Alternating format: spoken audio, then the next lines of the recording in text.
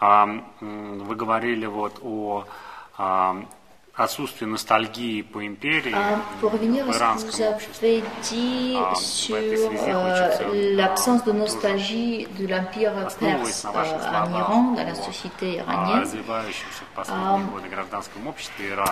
est-ce que vous pensez que entre la société civile en Iran et la société civile qui certes reste bien faible encore en voie de développement dans le Caucase du Sud, à quel point il est possible qu'il y ait des projets en commun, des actions communes et pas seulement des échanges dans le cadre des forums géants internationaux comme ce congrès des FIDH.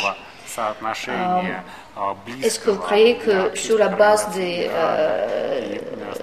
la défense des droits de l'homme, sur la base des valeurs communes, il sera possible de mettre fin à la monopolie qui s'est installée en ce moment, monopolie sur les relations internationales qui appartient au gouvernement de l'Iran et d'Azerbaïdjan, gouvernement russe, gouvernement iranien? Vous savez, ce mouvement a commencé avec ce slogan maintenant très connu sur le plan international, Where is my vote? C'est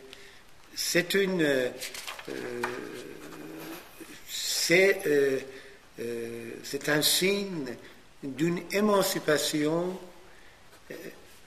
politique d'un peuple qui décide, ou qui a décidé déjà, prendre entre ses mains son destin. Vous savez, il y a eu 2 grandes manifestations en Iran, mais pas seulement à Téhéran, en Iran. Il y avait des centaines de journalistes étrangers en Iran. On parlait surtout de 2 grandes manifestations gigantesques qui nous rappellent les manifestations pendant la Révolution en 1979. On parlait des manifestations des millions d'Iraniens. Par conséquent, je crois que ce n'est pas une société civile qui, malgré la politique répressive du régime iranien, qui puisse à nouveau garder le silence et se retrouver en une dépression sociale. Je ne crois pas. Je crois que ce mouvement va continuer. Et si ce mouvement réussit, je crois qu'il y aura des répercussions, non seulement sur le Caucase, je dirais sur l'ensemble du Moyen-Orient, Proche-Orient, jusqu'à la Maghreb. Je crois. Pour 2 raisons. D'abord, c'est la fin de l'islamisme en Iran. Ça veut dire que l'islam politique a eu son échec au bout d'une 30aine d'années de pouvoir.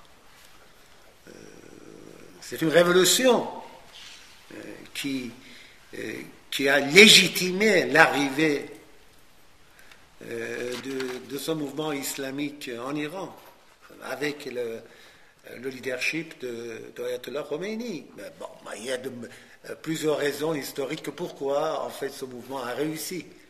Un peu si vous voulez, de récupérer ce mouvement populaire et de prendre en main le destin du peuple iranien pendant une 30aine d'années. Mais si ce mouvement réussit, ça veut dire que c'est la fin de l'islam politique en Iran.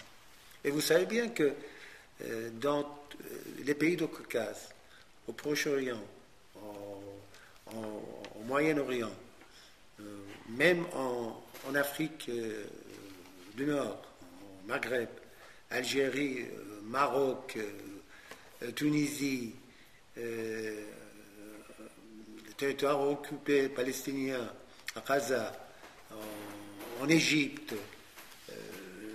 évidemment dans ces périodes au Caucase, il y a toujours une opposition islamiste qui malgré la répression qui sévit toutes ces populations, c'est cette opposition islamique est assez présente et assez représentée au sein de la population, sans que je puisse vous dire est-ce que c'est un groupuscule ou c'est un mouvement assez fort. Mais quand même, pour ces pays, l'islam politique est toujours, le discours de l'islam politique est toujours présent. Si le mouvement iranien réussit et annonce le déclin de l'islam politique en Iran, je crois qu'il y aura d'une manière systématique et automatique une répercussion dans l'ensemble de ces régions. Et la seule alternative, c'est que le peuple ou les peuples prennent entre ses mains son destin, sans qu'il y ait une sorte de préalable, la charia, l'islam ou n'importe quelle autorité religieuse ou morale qui peut manipuler, si vous voulez, le suffrage universel et transformer la souveraineté populaire en un régime idéologique.